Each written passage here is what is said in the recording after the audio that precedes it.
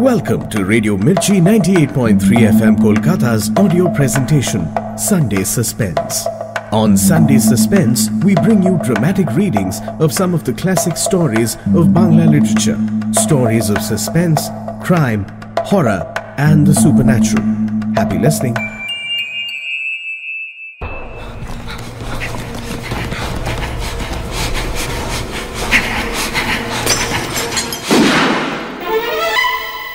Sunday Suspense. শুধুমাত্র radio Mirchi 98.3 FM A It's hot. Bangla সাহিত্যের রোমাঞ্চকর কিছু গল্প দিয়ে সাজানো আমাদের এই বিশেষ নিবেদন সানডে সাসপেন্স। আজ আপনার জন্য গজেন্দ্র কুমার মিত্রর লেখা মরণের পরেও। গজেন্দ্র কুমার মিত্র জন্মেছিলেন 11 নভেম্বর 1908 সালে। বিশিষ্ট সাহিত্যিক, 50টির বেশি উপন্যাস এবং কয়েক হাজার ছোট গল্প লেখেন। 1936 সালে বন্ধু সুমথনাথ ঘোষের সঙ্গে কলকাতায় মিত্র ও ঘোষ প্রকাশনা সংস্থা স্থাপন করেন। তার গ্রন্থগুলির মধ্যে বিশেষভাবে উল্লেখযোগ্য কলকাতার কাছে পৌষ ফাগুনের পালা, পাঞ্চজন্য, ছোটদের জন্য লেখা রামায়ণ। 1994 সালে তার মৃত্যু হয়। আজকের গল্পটি আমরা নিয়েছি আনন্দ পাবলিশার্স থেকে প্রকাশিত নির্বাচিত ভূতের গল্প এই বইটি থেকে। প্রধান চরিত্রে অমরেশ, সুহাসিনী, শুভ্রাংশু এবং রুচিরা। গল্প পাঠে মীর, দীপ, লাবণ্য এবং রিয়া। গল্পের সূত্রধার মীর। শুরু হচ্ছে মরণের পরেও।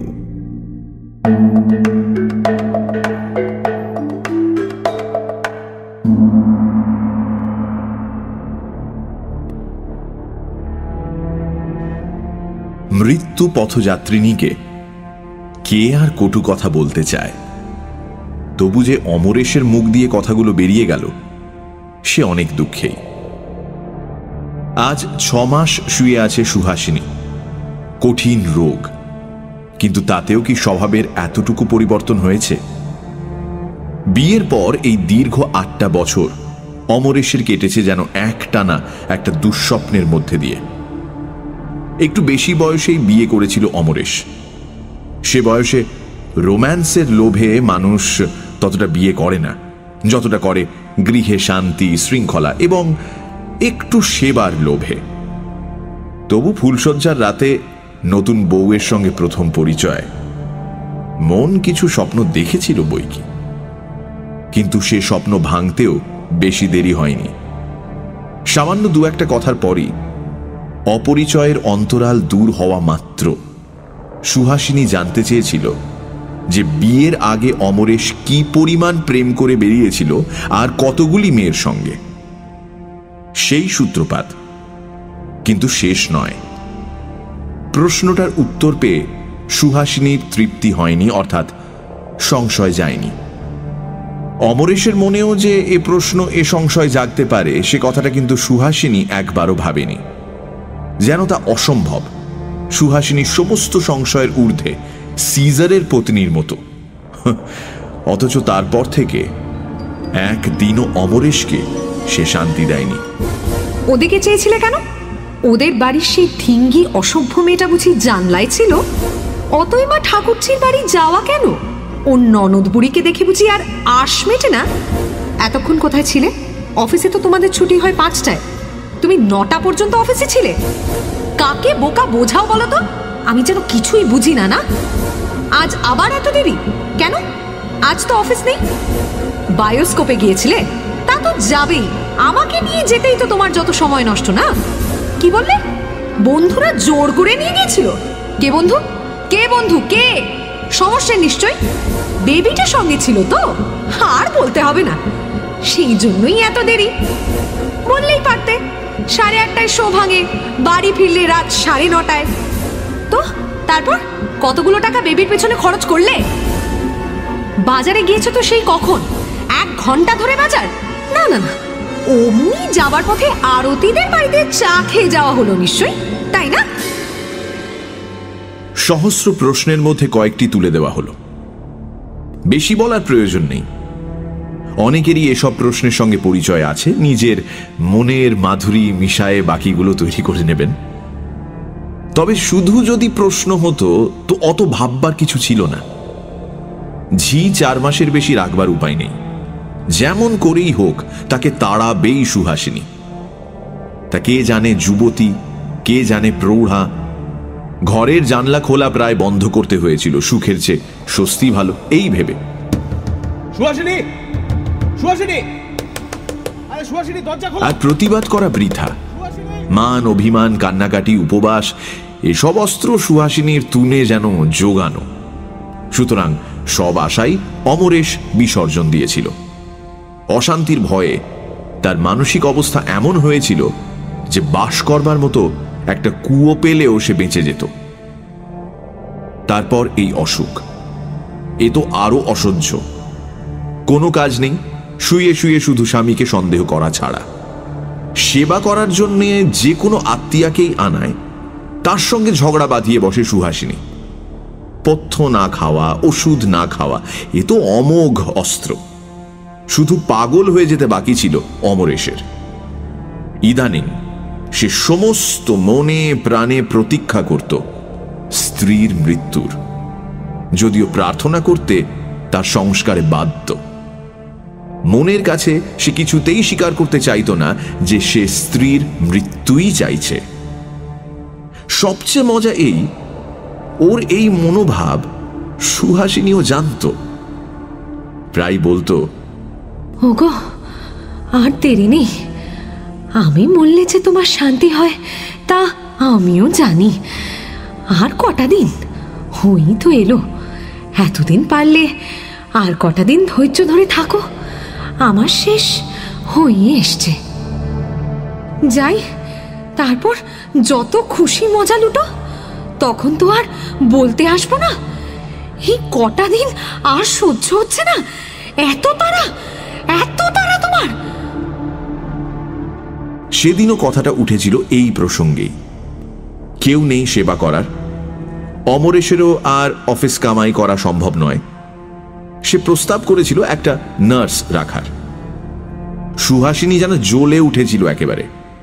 হ্যাঁ, তার কমার নেশা জমবে কেন? আমি এ ঘরে পড়ে পড়ে শুষবো, আর উনি পাশের ঘরে নার্সকে নিয়ে ফুর্তি করবেন। আর হয়তো বড়জোর মাসখানেক আছি, তাও তোমার সহ্য হচ্ছে না? দগ্ধে দগ্ধে না মারলে আর চলছে না বুঝি?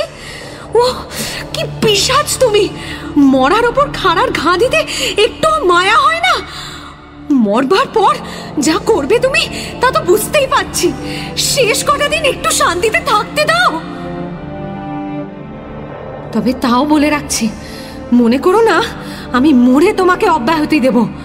সারা জীবন জ্বালিয়েছ, মরে তার শোধ তুলবো। আবার জন্মাবো, তোমার কাছে কাছেই জন্মাবো। ছায়ার মতন লেগে থাকবো সঙ্গে। যা খুশি তাই করবে, তা করতে দেব না কিছুতেই। অতখানি স্বার্থত্যাগের পর এতটা অকৃতজ্ঞতা পেলে কার মাথা ঠিক থাকে? অমরেশও সামলাতে পারেনি। বলে ফেলেছিল, মরবার পর যদি জন্মাও তো আর মানুষ হয়ে জন্মাবে না, কুকুর বেড়াল হয়েই জন্মাবে। কিংবা যে খল তুমি, সাপ হওয়াই বেশি সম্ভব। অদ্ভুত একটা দৃষ্টিতে ওর মুখের দিকে চেয়ে সুহাসিনী বলেছিল, বেশ তো, তাই না হয় জন্মাবো, কিন্তু তাতেই কি রেহাই পাবে ভেবেছ? দেখে নিও, দেখে নিও তুমি।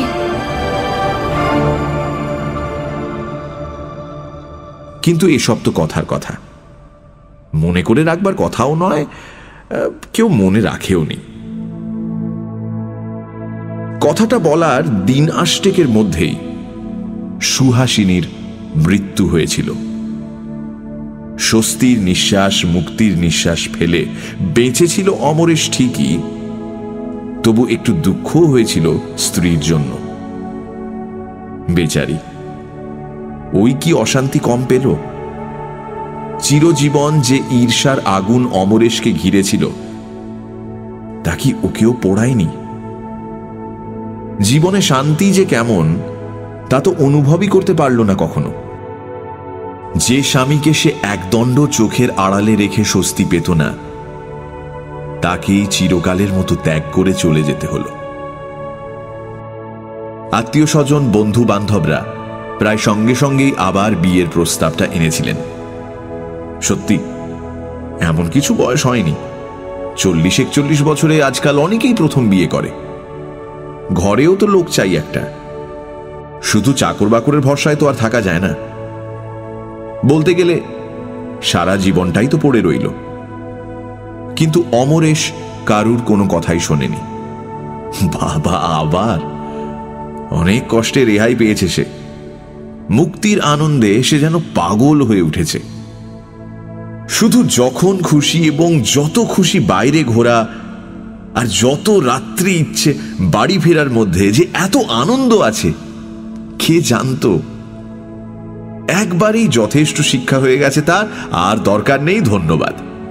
খাওয়া দাওয়া, তার জন্য তো হোটেল আছে। অসুখ বিসুখ, হাসপাতালের অভাব কি? না হয় পেভমেন্ট তো কেউ ঘোচায়নি। মরবার পরের কথা সে ভাবে না। যেখানে মরবে তারাই গন্ধ হবার ভয়ে যেমন করে হোক লাশ সরাবার ব্যবস্থা করবে। তবে এ তো প্রথম আনন্দের উন্মত্ততা। এ কেউ বিশ্বাস করেনি, শুধু এইটে বুঝেছিল যে আরো কিছুদিন অপেক্ষা করতে হবে। বছরখানেক পরে পুজোর সময় বেশি ছুটি নিয়ে রাজগীরে গেল অমরেশ। সেখানে ঠিক ওর পাশের বাংলোতে যিনি ভাড়া ছিলেন সেই শুভ্রাংশুবাবুর সঙ্গে হঠাৎ খুব ভাব জমে গেল। ওরা একসঙ্গে কুণ্ডে স্নান করতে যায়, অত ভোরে এবং অত রাতে। আর কেউ যেতে চায় না। দুজনের রুচির সঙ্গে দুজনের মিল হওয়াতে ক্রমে অন্তরঙ্গতা বেড়ে গেল। শুভ্রাংশুবাবুর 24-25 বছরের বোনটির সঙ্গে পরিচয় হতেও খুব একটা দেরি হল না, এবং সেই বোনটি রুচিরা শিগগিরই আবিষ্কার করল যে একটি বাচ্চা চাকরের ওপর অমরেশের গৃহস্থালির ভার। সে রান্না করে অখাদ্য, চা করে জলের মতো, এবং কোনো কাজটাই ভালো করে করতে পারে না। ফলে প্রত্যেক দিনই একটা দুটো পদ ও বাংলো থেকে এ বাংলোতে এসে পৌঁছতে লাগলো। সকালে, দুপুরে, বিকেলে এবং সন্ধ্যায় চায়ের কাপ নিয়ে রুচিরা নিজেই আসত। একদিন দুদিন ছাড়া ও বাংলোতেই খাওয়া দাওয়ার নিমন্ত্রণ হতে লাগলো, এবং কয়েকদিন পর থেকেই অমরেশ দেখল যে ওর ঘরকন্যা ও শয্যার বিশৃঙ্খলা ঘুচে গেছে। কে যেন ওর অনুপস্থিতিতেই এসে তার মায়া হস্ত বুলিয়ে সব কিছু সুন্দর করে গুছিয়ে রেখে যায়। ঋষিরা একেই বোধহয় মহামায়ার ফাঁদ বলেছেন। অমরেশের অত তিক্ত অভিজ্ঞতা সত্ত্বেও সে আবার রুচিরাকে নিয়ে গৃহস্থালী পাতবার কথা ভাবতে লাগল। সুবিধেও হয়ে গেল খানিকটা। কথাটা ও পক্ষ থেকেই প্রথম উঠল। শুভ্রাংশু একদিন বলেই ফেলল, এমন করে আর কতদিন চলবে অমরেশ বাবু? আরেকবার সংসার পাতুন। দেখুন, বলেন তো, আমরা তো আপনাদেরই পাল্টি ঘর। রুচিরাও কিছু খারাপ মেয়ে নয়। হ্যাঁ, লেখাপড়াও কিছু জানে, গৃহস্থালীর কাজ যেটা আপনার বেশি দরকার সেটার সার্টিফিকেট ওকে বোধহয় আপনি দিতে পারবেন। হ্যাঁ। অমরেশ আর না বলতে পারল না। সে আপনি ভেবে দেখুন, আগে আপনার বোনের মত নিন। আমার মতো প্রৌঢ়কে, অবশ্যই একটা বাড়িও আছে কলকাতায়, মোটা মাইনের চাকরিও করি, তবু আমাকে ওর পছন্দ হবে কি? বিলক্ষণ, ও কি আর কচি খুকি? কথাটা রাতে কুণ্ড থেকে ফেরবার পথে হয়েছিল। অন্ধকার নির্জন রাস্তা তার মনে মোহ বিস্তার করেছিল রুচির আর চিন্তাকে ঘিরে। অমরেশ লঘু মনেই বাসায় ফিরল। ঘরে ফিরে দেখল বিছানাটি পরিপাটি সাজানো, কাপড় জামা গুছিয়ে কিছু বাক্সয় কিছু আলনায় তোলা হয়েছে। আলোটি পরিষ্কার ঝকঝক করছে। তৃপ্তি ও কৃতজ্ঞতায় অমরেশের মন ভরে গেল। তিক্ত অভিজ্ঞতার আশঙ্কা চলে গেল বহু দূরে। রাতে খাওয়ার আগে ও বাড়ি থেকে মাংস এবং মিষ্টি এসে পৌঁছতে আরো ভালো লাগলো। এমনই জীবনসঙ্গিনী তো মানুষের কাম্য। অমরেশও তো তাই চেয়েছিল। খেতে বসে সবে একগাল মাত্র রুটি মাংসের ঝোলে ডুবিয়ে মুখে পুড়েছে অমরেশ। তার স্বাদ ও গন্ধ সমস্ত অনুভূতিকে অধিকতর লালায়িত করে তুলেছে। মাত্র এমন সময় হঠাৎ একটা প্রকাণ্ড বনবেড়াল ওপাশের জানলা দিয়ে লাফিয়ে পড়ল একেবারে মাংসর বাটিটার উপর। বাটিটা উল্টে মাংস যেমন পড়ে গেল, আবার লাফিয়ে ফেরবার পথে মিষ্টির প্লেটটাও ভেঙে খান খান হয়ে গেল ওই বেড়ালটির পায়ের আঘাতে। হই হই করে উঠল ওর চাকর রাজু, অমরেশ নিজেও। কিন্তু ততক্ষণে অনিষ্ট যা হবার তা হয়েই গেছে। চোখের নিমেষে যেন ঘটে গেল ঘটনাটা। রুচিরা আর তার বৌদিও ছুটে এলো ও বাড়ি থেকে। উফ, কি কাণ্ড দেখেছেন? অমরেশের কোনো নিষেধ না শুনে ওরা নতুন করে খাবার এনে দিল। ব্যাপারটা তখনকার মতো মিটেই গেল। রাজু বলল, বাপ রে বাপ, বিড়ালটা যেন বাঘের মতো, দেখেছেন বাবু? দেখলেই ভয় লাগে। রুচিরা বলল, সত্যি আজ কদিনই দেখছি জানেন, আমাদের বাড়ির আনাচে কানাচে ঘুরছে। অবশ্য আমাদের অনেক লোক থাকে বলে ঘরে ঢুকতে আর সাহস পায়নি। কি সাহস দেখেছেন, পাত থেকে খেতে চায়। বিড়ালের এমন সাহস তো কখনো দেখিনি। রাতে শুয়ে কথাটা ভাবতে ভাবতেই অমরেশ ঘুমিয়ে পড়েছে। হঠাৎ কি একটা শব্দে ওর ঘুম ভেঙে গেল। কৃষ্ণপক্ষের শেষ রাতের জ্যোৎস্না ঘরে এসে পড়েছে। তার অস্পষ্ট আলোতে অমরেশ দেখল সেই বেড়ালটা ওরই বিছানায় এসে বসেছে এবং ওর দিকে চেয়ে গলায় অদ্ভুত একটা শব্দ করে গর্জন করছে। ঝগড়া করার সময় যেমন শব্দ বার হয় ওদের গলায়, ঠিক তেমনি। দৃশ্যটা এমন অদ্ভুত, এমন অবাস্তব যে দেখা মাত্র ভয়ে চিৎকার করে উঠল অমরেশ। সেই চিৎকারেই বোধহয় ভয় পেয়ে বেড়ালটা পালালো। রাজু ঘুম ভেঙে লাফিয়ে উঠল। কি হলো বাবু? কিন্তু সে উত্তর অমরেশকে আর দিতে হলো না। তার আগেই পাশের বাড়িতে নারী কণ্ঠের একটা আর্তচিৎকার। এরা ছুটে গিয়ে শুনল সেই বেড়ালটাই ঘুমের মধ্যে রুচিরাকে আঁচড়ে দিয়ে গেছে। কোন এক মৃত্যু পথযাত্রিনীর অদ্ভুত অন্তিম দৃষ্টি ভেসে উঠল অমরেশের মানসপটে। মনে করো না আমি মরে তোমাকে অব্যাহতি দেব, আবার জন্মাবো, তোমার কাছে কাছেই জন্মাবো, তোমার কাছে কাছেই জন্মাবো, তোমার কাছে কাছেই জন্মাবো। কপাল ঘামে ভরে গেল। হাত দিয়ে সে ঘাম মুছতে গিয়ে দেখল হাত কাঁপছে থরথর করে। অমরেশ আর একদিনও রাজগীরে রইল না। শুভ্রাংশুকে জানালো, শুনুন, জরুরি কাজ পড়েছে একটা, এই সকাল 11টার গাড়িতেই বেরিয়ে যেতে হবে। কিন্তু এমন অকস্মাৎ, মানে এমন ভাবে অনেক কথা রয়ে গেল যে অমরেশ বাবু, এধারের গিয়েই চিঠি দেব আপনাকে, বিচলিত হবেন না। আবার হয়তো ঘুরে আসতেও পারি, কিন্তু আজ আমার মন বড় বিক্ষিপ্ত। আজ আর কিছু বলতে পারছি না, মাফ করবেন। শুভ্রাংশু আর কিছু বলল না, শুধু তার স্ত্রী বলল, আচ্ছা, টেলিগ্রামটা এলো কখন? ভদ্রলোক বিড়ালের ভয় পালাচ্ছেন নাকি? বৌদি যেন কি, আমরা কি সবাই পথের দিকে চেয়ে বসে আছি যে কখনকার টেলিগ্রাম আসছে খবর রাখবো? তা বটে ভাই, আমারই অন্যায় হয়েছে। ট্রেন যায় একেবারে ওদের বাংলোর সামনে দিয়ে। অমরেশ খুব নিরুৎসাহ বিষণ্ণ মুখে রুমাল নাড়ল। রুচিরার ছলছল চোখ দূর থেকেও ওর দৃষ্টি এড়ায়নি। ট্রেনখানা চলে যেতে বোনের মুখের দিকে চেয়ে শুভ্রাংশু বলল, না, এ আবার এক ফ্যাসাদ বাঁধলো দেখছি। কিন্তু কলকাতায় ফিরল না অমরেশ। গভীর রাতেই মধুপুরে নেমে পড়ল। কালীপুর টাউনে ওর এক বন্ধুর বাড়ি আছে। বহুবার অমরেশ এসে থেকে গেছে, মালি ওকে ভালো করেই চেনে, থাকবার অসুবিধা হবে না। তাই বলে অত রাতে তো আর সেখানে যাওয়া যায় না। অবশিষ্ট রাতটুকু এখানেই কাটাতে হবে। প্ল্যাটফর্মের এক প্রান্তে মালগুলো জড়ো করে রেখে তাতে ঠেস দিয়ে রাজু ঘুমোতে লাগলো। অমরেশের চোখে কিন্তু ঘুম এলো না। সে সেই নিস্তব্ধ প্ল্যাটফর্মেই পায়চারি করতে লাগলো।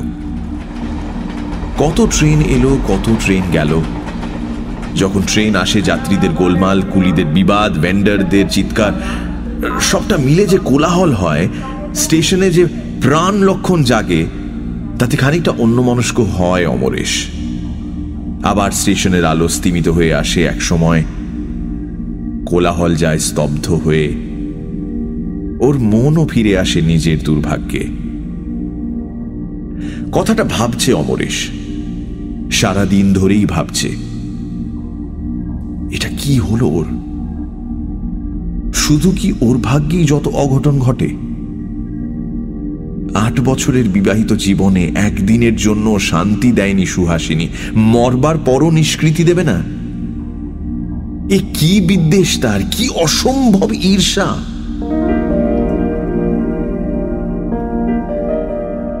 কিন্তু পূব আকাশে সূর্য ওঠার সঙ্গে সঙ্গেই যেন মনের মধ্যে আশ্বাস পায় একটা। চিন্তাটা সেই শেষ রাতে প্রথম মাথায় এসেছিল, আর ওকে ত্যাগ করেনি। এতক্ষণ ধরে যা কিছু ভেবেছে, চিন্তাটাকে মনে মনে মেনে নিয়েই ভেবেছে। কিন্তু এখন এই ভোরবেলা একটা সংশয়ক্রমে দেখা দিল, সবটাই কাকতালীয় নয় তো? ওটা হয়তো সাধারণ বেড়াল, একটা বুনো বেড়াল। অমরেশের উত্তপ্ত কল্পনাই তাকে সুহাসিনীর স্মৃতির সঙ্গে জড়িয়ে ফেলেছে। না, কাজটা অন্যায় হয়ে গেছে। সামান্য একটা বুনো বেড়ালের ভয়ে চলে এলো সে। এই আধুনিক যুগের সভ্য মানুষ। পায়চারি থামিয়ে জোর করে যেন নিজের মনে বল আনে অমরেশ। রাজুকে ডাকে, এ রাজু, ওঠ, দেখ দেখি একটা এক্কা গাড়ি কিংবা রিক্সা। চল এবার বাড়ি যাই।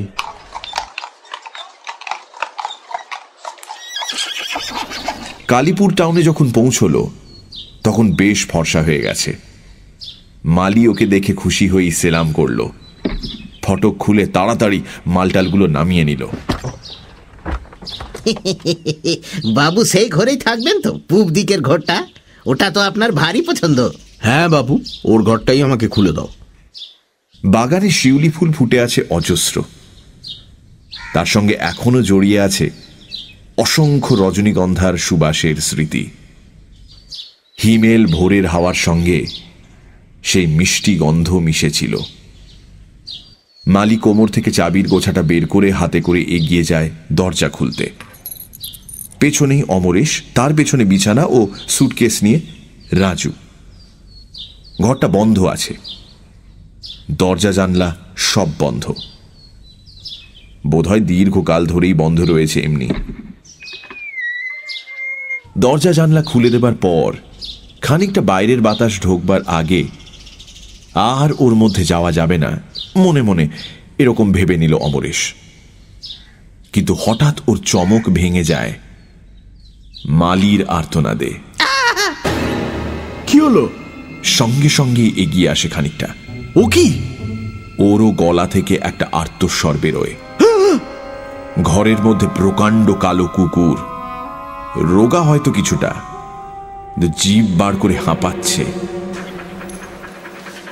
এবং কেমন একরকম জ্বলন্ত দৃষ্টি মেলে ওদের দিকে চেয়ে আছে। খানিকটা চেয়ে থাকার পর ওদের পাশ কাটিয়ে দৌড়ে বেরিয়ে গেল কুকুরটা। মালির চোখ দুটো বিস্ফারিত, ভয়ে হাত পা কাঁপছে। কোথা থেকে এলো বাবু কুকুরটা? দরজা জানলা সব বন্ধ। অমরেশেরও বুকের মধ্যেটা হিম হয়ে এসেছিল, কিন্তু তবু সে কণ্ঠস্বরে জোর দিয়ে বলল, ওই যে নর্দমা। ওইটুকু নর্দমার মধ্যে দিয়ে এত বড় কুকুর আসা কি সম্ভব? কবে খুলেছিলে ঘরটা? শেষ সেই সময় হয়তো ঢুকে বসেছিল। খুলেছিলাম সে তো মাস খানেক আগে। তবে হ্যাঁ, পরশু দুখানা কাগজের দরকার হয়েছিল, তাই একবার খুলেছিলাম। ওই যে তাকের উপর পুরনো খবরের কাগজগুলো আছে, সে আপনি যখন ছিলেন সেই সময় থেকে কাগজগুলো পড়ে আছে ওখানে। কিন্তু সে তো 1 মিনিট বাবু। সেই সময় কখন ঢুকে পড়েছে হয়তো, আর বেরোতে পারেনি, কিংবা নর্দমা দিয়েই ঢুকেছে। ঢোকে ওরা একরকম করে, বেরোতে আর পারে না। নিজেকেই যেন বোঝাতে চায় অমরেশ। দুপুরে ক্লান্ত চোখ বুজে আসে, তবু ভালো করে ঘুম হয় না। রুচিরার ছল ছল দুটি চোখের স্মৃতি, তার সঙ্গে আলো আধারিতে একটা বন বেড়ালের প্রকাণ্ড রুষ্ট মুখ, সুহাসিনীর ঈর্ষা কুটিল ভ্রুভঙ্গি, সবটা যেন স্বপ্নের মধ্যেও তালগোল পাকায়। অবশেষে বিকেলবেলা বাগানে বসে চা খেতে খেতে মন স্থির করে ফেলে অমরেশ। ভাগ্যের সঙ্গে লড়েই দেখবে সে তো কোনো পাপ করেনি কোনোদিন, তবে এ শাস্তি কেন তার? কেন সহ্য করবে সে এই পীড়ন? বিনা দোষে চরম কোনো দণ্ড নিশ্চয়ই বিধাতা তাকে দেবেন না। সে তখনই বসে শুভ্রাংশুকে একটা চিঠি লিখে দিল। যদি কোনো আপত্তি না থাকে এবং রুচিরার মত হয় তো এ বিয়ে সে সৌভাগ্য বলেই মনে করবে। আগামী অঘ্রাণেই তাহলে হতে পারবে শুভ কাজ। এখন এই কার্তিক মাসের কটা দিন অমরেশ মধুপুরে থাকবে। কলকাতার ঠিকানাও লিখে দিল সে। চিঠিখানা ঘামে এঁটে রাজুকে স্টেশনে পাঠিয়ে দিল ওখানের ডাক বাক্সে ফেলে দিয়ে আসতে। তারপর নিশ্চিন্ত হয়ে একখানা বিলিতি নভেলে মন দিল। দিন তিনেক পরেই শুভ্রাংশুর চিঠি এলো। আপনার পত্র পেয়ে সত্যি খুশি হলুম, কিন্তু এধারে এক বিভ্রাট। রাজগিরে থাকা আর হলো না। কাল সন্ধেবেলা বেরিয়ে ফিরছি, হঠাৎ অন্ধকারে রুচিরা বোধহয় ঘুমন্ত একটা কুকুরের গায়ে পা দেয়। সে উঠেই ওকে কামড়ে দিয়েছে। এখানে তো একটি মাত্র ডাক্তার, তিনি অবশ্য যা করবার সবই করেছেন, কিন্তু তবু মনে হয় কলকাতায় নিয়ে গিয়ে ইঞ্জেকশনগুলো সেরে ফেলাই ভালো, কারণ কুকুরটার আর কোনো হদিশ পাইনি। খ্যাপা কিনা কে জানে। মনে করছি কাল এখান থেকে বাসে গিয়ে এই 12 ডাউন ধরব, কলকাতায় গিয়ে দেখা হবে। আপনি কবে আসবেন? দৃষ্টি কঠিন হয়ে এলো অমরেশের। ভয় হচ্ছে ঠিকই, অজ্ঞাত একটা আতঙ্ক। মনে হচ্ছে যে তার এই দুর্ভাগ্যের সঙ্গে রুচিরাকে জড়ানো হয়তো ঠিক হচ্ছে না। বিনা দোষে তার যদি কোনো ক্ষতি হয় সত্যি সত্যি। আবার সঙ্গে সঙ্গেই মনে হচ্ছে সেও তো বিনা দোষেই সইছে এত নির্যাতন, তবে সে কেন রুচিরার জন্য চিন্তা করবে? স্বার্থপরই হবে সে। এত দুঃখের পর এতখানি সৌভাগ্যের সুযোগ যদি বা এসেছে হাতের কাছে এগিয়ে, কোনো মতেই তাকে সে ছাড়বে না। প্রাণপণ করেই লড়বে অদৃষ্টের সঙ্গে। প্রয়োজন হলে প্রাণ রাখবে তার এবং রুচিরার, দুজনেরই প্রাণ। ক্ষতি কি?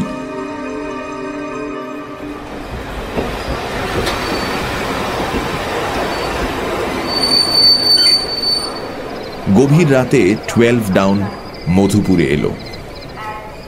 তবু ওদের খুঁজে বার করতে কষ্ট হলো না। কোনো অজ্ঞাত কারণে রুচিরার ঘুম ভেঙে গিয়েছিল এখানে এসেই। মুখ বাড়িয়ে সে অন্ধকার মধুপুর শহরের দিকে চেয়েছিল। অমরেশ আশাতে বাকি সকলেও জেগে উঠল। এত রাতে স্টেশন এসেছেন ঠাকুরজিকে দেখতে? একেই বলে টান। বৌদি, কি যে বলো না। তা না, মানে অপ্রতিভ হয়ে অমরেশ কতগুলো জবাবদিহি করতে গেল, ফলে আরো অপ্রস্তুত হতে হলো। রুচিরাও হয়ে উঠল লাল। তবে সকলেই যে খুশি হলো তাতে সন্দেহ নেই। উঠে পড়ুন না, একসঙ্গেই যাওয়া যাক। না না, মালপত্র রয়েছে, তাছাড়া বাচ্চা চাকর ভয় পাবে।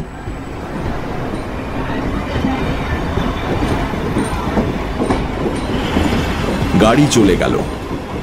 ছাড়ার আগে ওর ভেতরেই এক ফাঁকে রুচিরা হাত বাড়িয়ে দিয়েছিল। অমরেশ সেই দুর্লভ হাতখানি নিজের হাতের মধ্যে ধরে চাপ দিয়েছে একটু। মনটা ভারী খুশি আছে। শীষ দিতে দিতে ফিরল অমরেশ। রিকশা থেকে নেমে মালিকে ডাকতেই সে দরজা খুলে দিল। রাজুকে ডেকে দিল সেই। বালতিতে জল রাখা ছিল। বেশ করে হাত পা ধুয়ে মুখে ঘাড়ে জল দিয়ে ঘরে এসে ঢুকল অমরেশ। রাজু আবার ঘুমিয়ে পড়েছে। হ্যারিকেন জ্বলছে মিটমিট করে, খুব কমানো। তাতে আলোর একটা আভাস মাত্র পাওয়া যায়। রাজুর জন্যই এই আলোটা সারা রাত জ্বলে। ওরও কেমন একটা ভয় হয়েছে।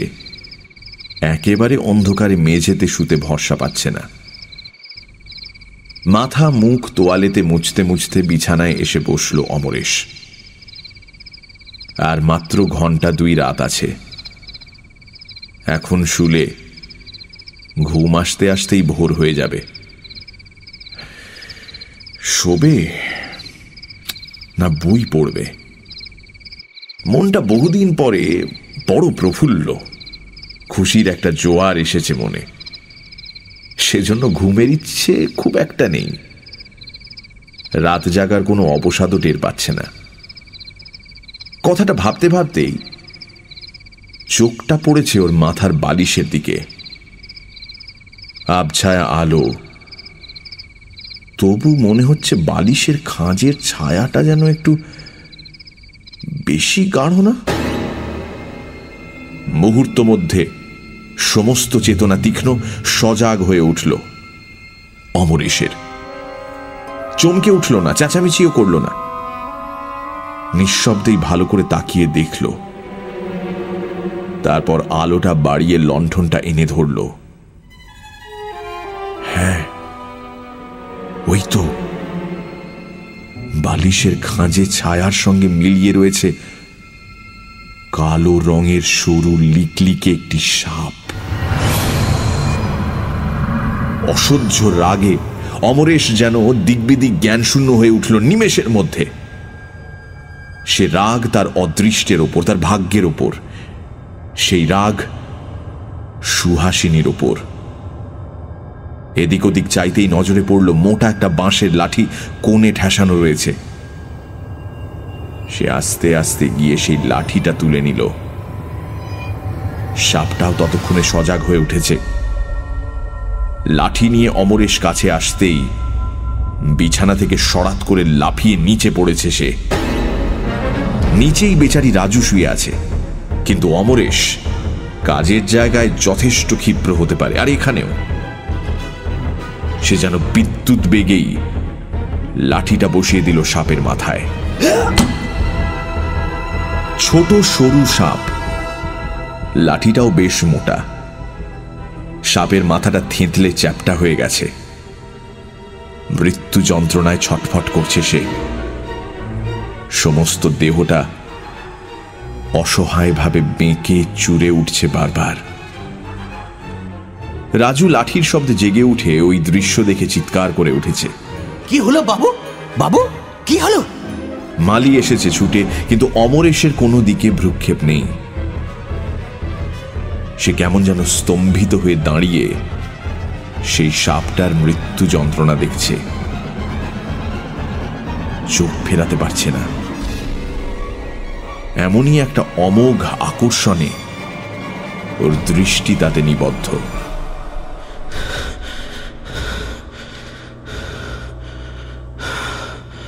আনন্দ হয়েছে ওর, নিশ্চিন্ত হয়েছে, সেটা অমরেশও জানে না। ওর অনুভূতিও যেন জড়ো হয়ে গেছে। প্রথমের সেই অসহ্য রাগ আর নেই, বরং এই জিঘাংসার জন্য যেন নিজের কাছেই সে লজ্জিত। তবু তাকিয়েই আছে সে। সাপটা ছটফট করতে করতে খানিকটা এগিয়েছে দরজার দিকে। রাজু আরেক ঘা মারতে যাচ্ছিল, অমরেশ ইঙ্গিতে বাধা দিল।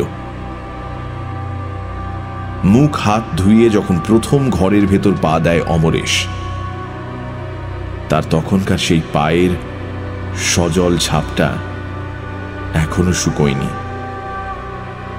একটু বেশি জলই ছিল বোধহয় পায়ে। পরিপূর্ণ ছাপটা যথেষ্ট জল নিয়ে স্পষ্ট হয়ে আছে মেঝের উপর। মরণাহত সাপটা তার পিষ্ট দলিত মুখটাকে কোনো মতে যেন বয়ে এনে সেই জলের ছাপের উপর এসে স্থির হয়ে গেল। এইবার বোধহয় মারাই গেল সে।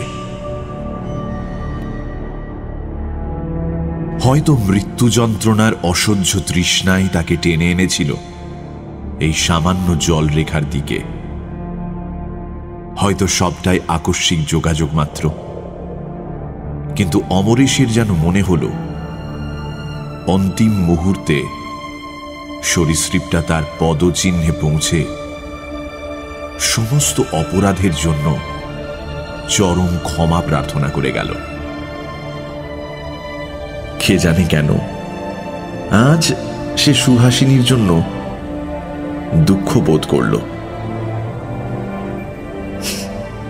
বেচারি, সে নিজেও তো কখনো শান্তি পায়নি।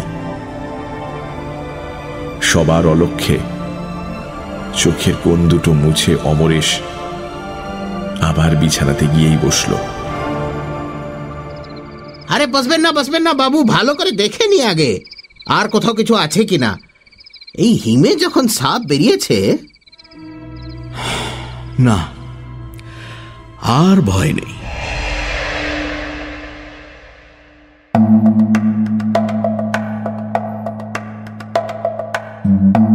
শুনছিলেন মরণের পরেও, রচনা গজেন্দ্র কুমার মিত্র, গল্প পাঠে মীর, অমরেশ ও মালির চরিত্রে দীপ, সুহাসিনী রিয়া, শুভ্রাংশু মীর, শুভ্রাংশুর স্ত্রী ইন্দ্রাণী, রুচিরার চরিত্রে লাবণ্য, রাজু পুষ্পল, গল্পের সূত্রধার দীপ, শব্দগ্রহণ, আবহ সঙ্গীত এবং স্পেশাল এফেক্টসের রিচার্ড, বিশেষ সহযোগিতায় অভিষেক, পরিকল্পনা ও পরিচালনায় ইন্দ্রাণী।